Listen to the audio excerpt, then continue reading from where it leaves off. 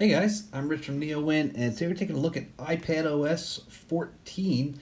And you notice there's a little tutorial in the middle of my screen that happened when I plugged in my pen into the lightning port, but I figured this might be a good place to start. So one of the things that's new is handwriting recognition, which I'm kind of surprised they never had. So if I say Rich, oh, there was a little space in there, but they're getting it right. And then there's delete, so remove it just by scratching it out. So something like that, and we can get rid of text. Draw a circle around text to select it. Yeah, that's pretty cool.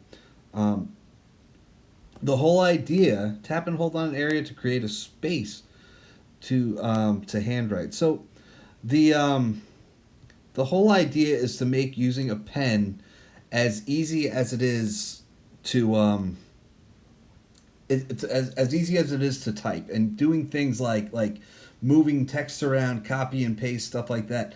So that's handwriting recognition, and we could try it in various areas. For instance, we could do it in maps. Let's go to maps and notice there's an all new search experience, which is actually quite nice.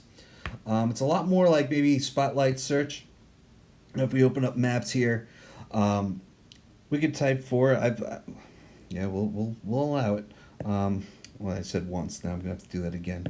Yeah. So if I just type in McDonald's, I've been using McDonald's for all of these examples for some reason, but yeah, McDonald's, and then we would say we want that. And now one thing that's new is cycling directions, and that is not live everywhere yet. I have had to say that in various different videos, but it says directions not available. I think it's just live in certain cities.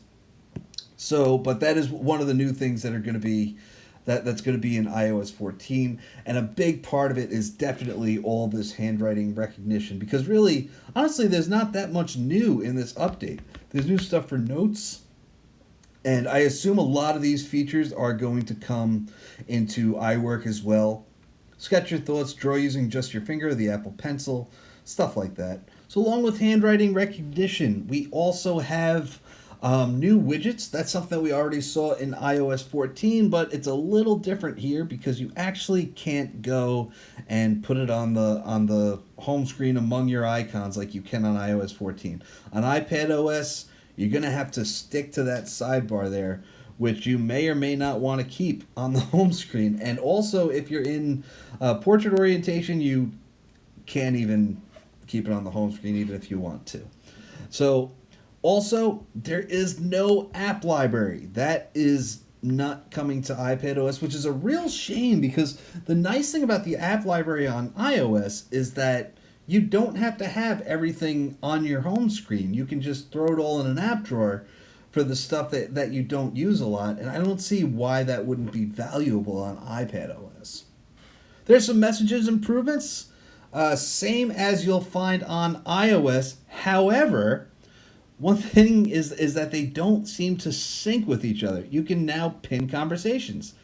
So you'll see a group of photos in there, and then you'll see a little speech bubble for for when messages come in. There are a lot of improvements that don't seem to be live yet. For instance, there's translations in Safari, but I haven't been able to get that to work. The main stuff you need to know about is these new widgets, the new search, and it's a lot more, just more of trying to make it more like a desktop OS. You're going to see a lot of stuff that's similar to the stuff that you see in iOS 14, but also a lot of stuff that's similar to what you're seeing in macOS Big Sur. So really, iPadOS is doing more of coming into its own here, and you're seeing that by not being able to add widgets and not seeing the app library, whether you like it or not. Anyway, guys, that's it. There's really not that much new in iPadOS. I did the best I could with the features that I've noticed, and I've been able to find from their announcements, because a lot of times they announce all these features. Sometimes they're not in the beta yet, and and then sometimes you just can't find the features and you think they're not in there, but I did the best I could. So that's it. I'm Rich from NeoWin. Have a great night.